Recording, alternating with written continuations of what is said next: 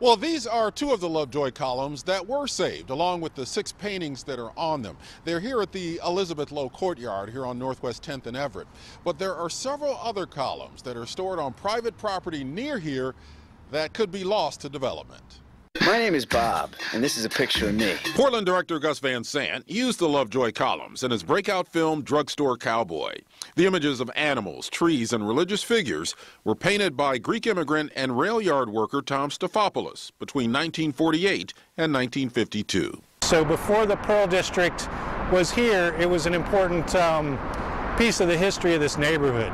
James Harrison, with Friends of the Lovejoy Columns, wants to save at least 2 more columns with 5 more paintings. But they're on private property and may be lost to new development.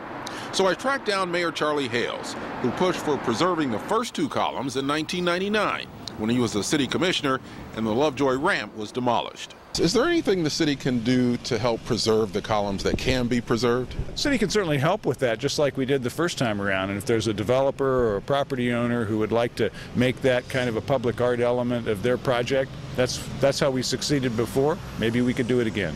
If there is a place that can be found, and if there are funds that can be found to save them, then they may be worth saving. Harrison wants the Lovejoy columns at the Centennial Mills project in northwest Portland. I checked with the Portland Development Commission, and they tell me it's too early in the design process to know if the columns can be incorporated. We also wanted to know if the paintings can be restored, since the columns are out in the elements.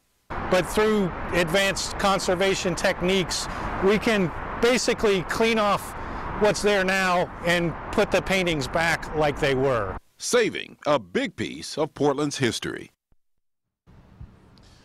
Now, I talked to Hoyt Street Properties. They own the land on Northwest 14th and Xavier, where the remaining columns are now. They tell me there's a lot of demand for that land, and in terms of their deadline for when they have to move the columns or destroy them, they say that's sometime this spring. Live in the Pearl District, Ken Boddy, KOIN 6 News.